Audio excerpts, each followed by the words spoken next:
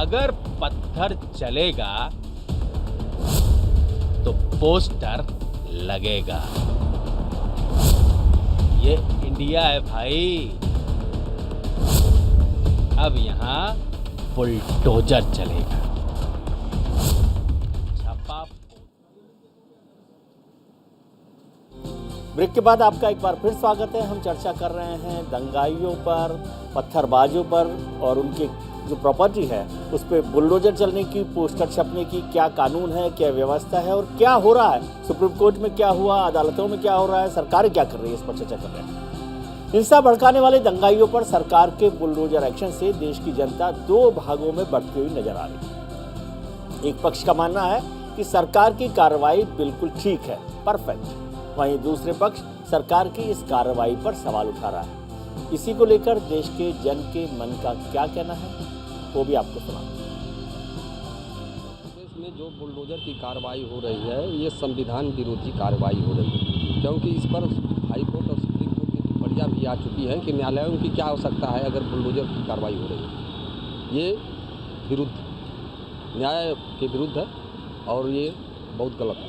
सही दिशा है, सही कदम है। मेरे ख्याल से लोगों को पता होना चाहिए कि अगर वो कुछ ऐसा करते हैं जिससे दूसरों को नुकसान होता है तो उनका नुकसान हो सकता है, और वो भी फाइनेंशियली बोलते हैं, तो वो मेरे ख्याल से ठीक है। न्यायपालिका के हाथ में आपको पता है कितना लंबा केस चलता है। ये इंस्टेंट कार्रवाई में तुरंत कार्रवाई होनी चाहिए। जैसे वो तुरंत करते हैं काम ना, तो तुरंत होना चाहिए। कोई भी करे, ना हिंदू हो मुस्लिम, कोई भी जो भी उपद्रव करो उसकी दाई होनी चाहिए। देखिए, जो गलत करेगा तो बाबा तो छोड़ेगा नहीं। आप अपने कायदे कानून के अंदर रह के प्रोटेस्ट करिए। दर्शकों के कुछ ट्वीट्स भी हमारे पास आए हुए हैं। देखिए, उनके हिसाब से गलत हो रहा है, पर सरकार के हिसाब से ठीक कर रही है। सरकार जो निपटेगा उसी हिसाब से निपटा रहे हैं उसको। कुछ ट्वीट्स भी हमारे पास आए हुए हैं, उनको देखते हैं। कुछ खास ट्वीट्स, चुनिंदा ट्वीट्स। देश में पत्थरबाजों को सबक सिखाने के लिए बुलडोजर ही सही उपाय है। मयंक मिश्रा ने लिखा है कि देश में पत्थरबाजों को सबक सिखाने के लिए बुलडोजर ही सही उपाय है।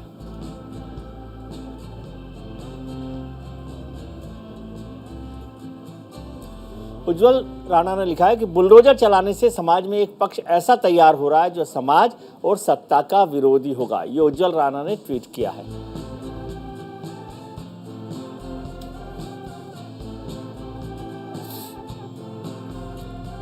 इसी पर चर्चा करने के लिए हमारे साथ जुड़ गए हैं भारतीय जनता पार्टी के राज्यसभा सांसद ब्रजलाल जी, जो उत्तर प्रदेश के पूर्व पुलिस ऑफिसर रहे हैं, डीजी रह चुके हैं। ब्रजलाल जी, आपका बहुत बहुत स्वागत है। धन्यवाद जी, नमस्कार सर। नमस्कार। आजकल आपकी सरकार बहुत एक्शन में है सर। आप जब पुलिस ऑफिसर थे, सरकार में रहे हैं उत्तर प्रदेश सरकार तो जी, आप जब पुलिस ऑफिसर रहे, डीजी तक रहे, बड़े पदों पर आप रहे हैं, क्या तब भी आप ऐसे ही जो पत्थरबाज होते थे या दंगाई होते थे उन पे बुलडोजर चलवाया करते थे? ऐसा है कि जो कार्रवाई करते हैं, जो अपराध करते हैं, उन पर सब किस्म की कार्रवाई होती है जी, लेकिन जो कार्रवाई होती है वो बिल्कुल न्याय संगत एक तरीके से किया जाता है जी। अभी जो जब से योगी आदित्यनाथ जी की सरकार आई है जी, हमने पहली बार देखा कि अपराधियों की, माफियाओं की संपत्तियां जो अपराध से अर्जित थीं उनको जब्त किया गया जी।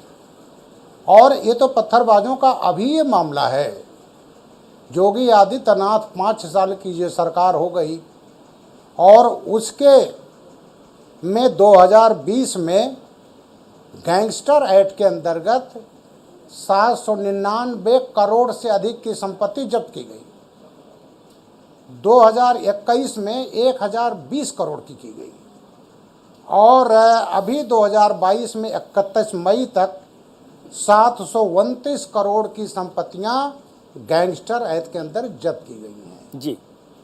ये जो संपत्तियां रही हैं वो माफियाओं ने अवैध तरीके से कमाया था। चाहे वो भदोही का विधायक रहा हो विजय मिश्रा, अब तो पूर्व विधायक है, चाहे मुख्तार अंसारी, इलाहाबाद का अतीक अहमद, नोएडा का भाटी गैंग, अनिल दुजाना, सुनील राठी और यहाँ तक कि एटा के रामेश्वर सिंह यादव, जी ये कुछ नाम हैं। तो प्रदेश में तमाम जगह चली हैं और ये संपत्तियां वो थीं किन माफियाओं ने अपराध से अर्जित किया और सरकारी ज़मीनों, जब इनकी माफिक सरकार रही तो इन्होंने इतने मधांध थे, गरीबों की ज़मीन पर, सरकारी ज़मीनों पर कब्जा कर लिया, जी उन पर बुलडोजर चला। और जो अभी पत्थरबाजी हो रही है, जी इन पत्थरबाजों पर भी कार्रवाई, उस जगह बुलडोजर चला है जहां पर नगर निगम ने बुलडोजर चलाया है, शत्रु संपत्ति पर कब्जा, जी सरकारी ज़मीन पर कब्जा, और उनको नोटिस दिया गया और इस तरह से कार्रवाई पूरी करके उस पर बुलडोजर चला गया। ये नहीं कि किसी ने पत्थर चलाया जाकर उसका घर गिरा दिया। ये जो मास्टर माइंड है जो इसको फंडिंग कर रहे थे, और उसके बाद जो इन्होंने तमाम संपत्तियां, सरकारी संपत्तियां, शत्रु संपत्तियां उस सर, पर कब्जा आपकी किया बात था, समझ उस रहा पर हूँ, नियमानुसार आपकी बात समझ आ रही है बुलडोजर मुझे। चला है। मैं आपसे समझना चाहता हूँ, आपने गैंगस्टर एक्ट का जिक्र किया और आपने कहा इतने 1000 करोड़ की संपत्ति जब्त की गई। जब्त करना तो समझ में आता है गैंगस्टर एक्ट में, 2500 करोड़ हाँ तक। कुल मिलाकर जो भी रकम हाँ। आपने बताई, मैं उस पर विवाद ही नहीं कर रहा, है ना, वो सरकारी आंकड़ा है आपने जो बताया। हाँ हाँ, लेकिन गैंगस्टर एक्ट ने भी आपको संपत्तियों को तोड़ने या उस पर बुलडोजर चलाने की इजाजत तो गैंगस्टर एक्ट में नहीं है, ठीक है। और आप जब कहते हैं कि पत्थरबाजों में से बिल्कुल जो सही आपने कहा, है ना, और पत्थरबाजों की प्रॉपर्टी पर भी आप बुलडोजर चला रहे हैं, इसकी इजाजत भी एमसीडी के कानून में अतिक्रमण पर बुलडोजर चलाने की है, पत्थरबाजों की प्रॉपर्टी पर बुलडोजर चलाने की नहीं है। और जब आप पत्थरबाजों के अतिक्रमण पर भी बुलडोजर चलाते हैं तो लोग समझते हैं कि आप बदले की भावना से ये काम कर रहे हैं। ऐसा है जी कि जो गैंगस्टर एक्ट ने बताया 2500 करोड़ की संपत्तियां दर्ज हुई, जी और उसके बाद उसमें जो जिला प्रशासन था, जी नगर निगम था, जी जो विकास प्राधिकरण थे, जी उन्होंने ये देखा कि ये संपत्तियां जो इनकी ज़मीनें हैं, ज़मीन है, मकान है, जो अवैध रूप से है, उसको प्रॉपर नोटिस दे करके उसको तोड़ा गया। ये नहीं जो गैंगस्टर एक्ट में हमने जब्त किया वो सबको तोड़ दिया गया, जी उनको तोड़ा गया जो अवैध थी, और पूरी कार्रवाई नोटिस दे करके डीएम, उसके बाद उसका जवाब उसके तहत तोड़ी गई। जी यहाँ जो हुआ अभी कानपुर प्रयागराज में, जी जो नाम आ रहा है मोहम्मद इश्तियाक, जफर हयात हाशमी, जी और वहाँ का जफर पंप जी प्रयागराज का, जी ये उनकी संपत्तियां ही जो अवैध थीं। लेकिन इसको ये कहना कि यहाँ जो पत्थर चला रहे हैं उनका संपत्तियां तोड़ी जा रही हैं, ये भ्रामक है। हाँ, जो कार्रवाई ये लोग कर रहे हैं, जो संपत्तियां तोड़फोड़ की गई हैं, सरकारी संपत्तियां, प्राइवेट संपत्तियां, उसकी योगी आदित्यनाथ की सरकार वसूली ज़रूर करेगी। आपको लखनऊ के याद है जब सीएए पर लखनऊ में तोड़फोड़ किया गया था, मेरठ में किया गया था, कई जगह किया था, तो वो एक्ट में प्राविधान है कि जो संपत्तियां क्षतिग्रस्त की गई, बसें जलाई गई, दुकान जलाए गए, मकान जलाए गए, सरकारी वाहन जलाए गए, उसके वसूली का प्राविधान आज का नहीं है। अरे तो बहुत पहले का है। नहीं, वो बात समझ गया, आज़ादी के पहले कानून। ठीक है, हाँ, वो ठीक है। आपने जो बदमाश लोग तुष्टिकरण की राजनीति के अंतर्गत करते नहीं थे, लेकिन योगी आदित्यनाथ ऐसे मुख्यमंत्री हैं जिन्होंने ये वसूली करना शुरू किया। सर वसूली और पर ये पूरी मैं वसूली तरह की बात ही नहीं कर रहा, कानूनी रूप से जी संगत है।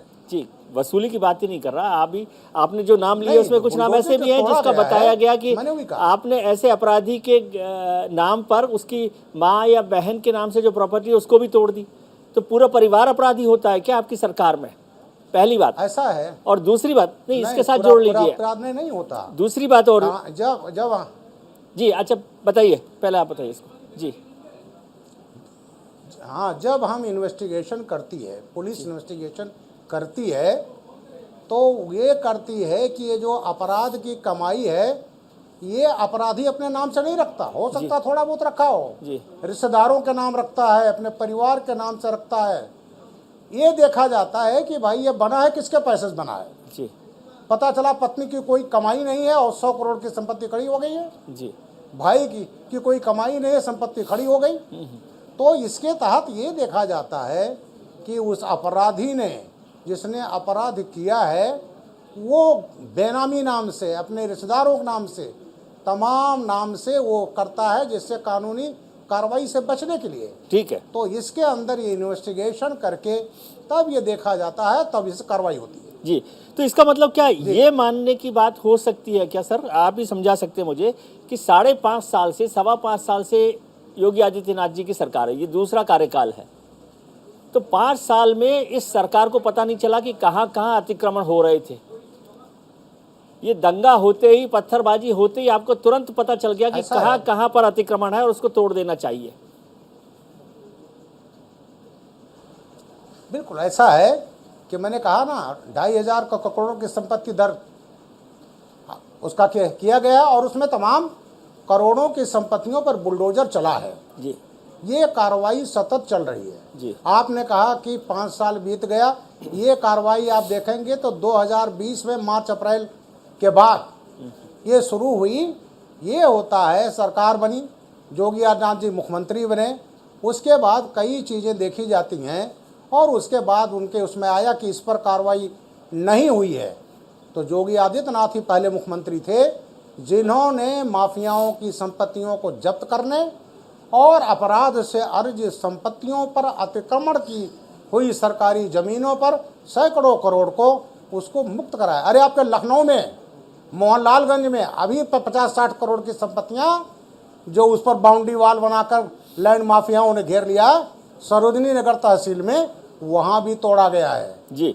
तो सर ये तो बड़ी अच्छी बात है जी। और कि मुख्यमंत्री ने इस पर कार्रवाई और हर जिलों में ये चिन्हित किए गए हैं कौन लैंड माफिया है, कौन सी अवैध प्रॉपर्टी है, अतिक्रमित प्रॉपर्टी है, और उस पर सुनियोजित कार्रवाई पूरे प्रदेश में चल रही है और चलती रहेगी। जी सर, आपने लखनऊ और सीए के प्रदर्शन की याद दिलाई मुझे, तो मुझे याद आया कि उसके बाद आपकी सरकार ने कुछ पोस्टर्स और होर्डिंग्स लगा दिए थे अपराधियों के नाम पर, सो कॉल। फिर सुप्रीम कोर्ट के आदेश पर आपको उतारने पड़े थे। आप तो तब भी कह रहे थे कि कानूनी कार्रवाई है। तो ये अपराधियों, सर आप इतने बड़े पुलिस ऑफिसर रहे हैं, क्या अपराधियों की पहचान कराना या सार्वजनिक करना कानूनी काम है? जो अपराधी तय नहीं हुआ, ये तो आपने माना कि अपराधी है। सुप्रीम कोर्ट के आदेश का नहीं, सुप्रीम कोर्ट के आदेश का सम्मान करते हैं जी। सुप्रीम कोर्ट ने आदेश दिया, उसको हटाया गया। आपको मालूम है, आप थानों में जाइए तो एक होता हिस्से सीटर, हाँ। हिस्से सीटर की फोटो लगी रहती है थानों में जी। कि भाई ये आदतन अपराधी है। अभी कुछ जो है ये जो फोटो अभी किए गए पब्लिक को जानने के लिए कि वो सूचना दे सकें, और उसमें वो जो वीडियो फुटेज है, वीडियो में से पत्थर फेंकते हुए जो दिखाया गया जिनका नाम इन्वेस्टिगेशन में आ चुका है, वो वांछित हैं। तो पब्लिक को इसको उजागर करना कतई असंवैधानिक नहीं है जी। पब्लिक जाने के लोगों ने पत्थर फेंके, कार्रवाई हो रही है और वो वांटेड है। तो जो पुलिस इन्वेस्टिगेशन में वांटेड होता है उसको हम अखबारों में इश्तेहार तक देते हैं जी। तो क्या मैं ठीक समझ रहा हूँ, यदि आपकी बात हो? और ये घटना जो हुई है जी सर, मैं क्या ये ठीक समझ रहा हूँ कि आप कह रहे हैं कि सुप्रीम कोर्ट का सरकार सम्मान करती है, करना ही चाहिए, सब लोग करते हैं, बाकी बात आपने ठीक ही की थी, मतलब एक्शन ठीक ही लिया था, सुप्रीम कोर्ट ने कह दिया तो आपने मान लिया, क्या ऐसा है? मैंने कहा ना, तो सुप्रीम कोर्ट ने उस समय जिस कानूनी पॉइंट पर डिसीजन दिया, हमने उसका सम्मान किया। लेकिन जो संपत्तियां आपने ठीक किया था ऐसा आप कह रहे हैं, गए आपकी सरकार ने ठीक किया था ऐसा आप कह रहे हैं? सुप्रीम कोर्ट की बात मानी, मैं समझ रहा हूं। नहीं, बिल्कुल अभी नहीं, देखिए वो एक पर्टिकुलर केस था जी। अभी जो इलाहाबाद में लगाए गए हैं पोस्टर, कानपुर में लगाए गए हैं, इन जो लोग हैं जो पत्थर फेंकते हुए सीसीटीवी कैमरे में कैद हो गए हैं जी। अपराधी हैं तो पुलिस का ये हमेशा हक होता है जी। कि साहब ये फोटो है, हम पहचान नहीं रहे हैं, कृपया पब्लिक हमारी मदद करे जिसके कानून के हाथ इनके गले तक पड़ सकें। जी। और ये जो पत्थरबाजी हुई है सबसे दुखद है। क्या तो कश्मीर में होता था, वहाँ तो करीब करीब बंद हो गया, लेकिन ये जो चल रहा है इसका बाहरी देशों का हाथ है। हमारे दुश्मन देखो, और सबसे बड़ा पीएफआई का, पॉपुलर फ्रंट ऑफ इंडिया, ये संगठन केरला का है। और जो पहले सिम्मी था बैन हुआ, ये सिम्मी से ज़्यादा खतरनाक है। और इनके तमाम SDPI, social democratic front of India, colleges में, यूनिवर्सिटीज में कैंपस फ्रंट ऑफ इंडिया, और ये जो संगठन है ये तमाम जगह इस टाइप की कार्रवाई कर रही है। दिल्ली में किया, शाहीन बाग में किया, घंटाघर में किया, ये सब इसकी फंडिंग पीएफआई द्वारा हो रही है, जिसके सबूत हैं। कानपुर में ये गिरफ्तारी पीएफआई के लोगों को हुई है। और एक चीज़ मैं कहना चाहता हूँ कि सरकार इस पीएफआई को जैसे सिम्मी को बंद किया वैसे बैन करना चाहिए। आपको मैं याद दिलाना चाहता हूँ, मैं तो ADS का सरकार चीफ तो रहा हूँ आपकी यूपी। है वहां पर, और और दिल्ली में, दोनों जगह आपकी सरकार है। ये संगठन बिल्कुल करेंगे, आप देखते जाइए। पीएफआई जैसे संगठन देश के लिए खतरनाक हैं। जी।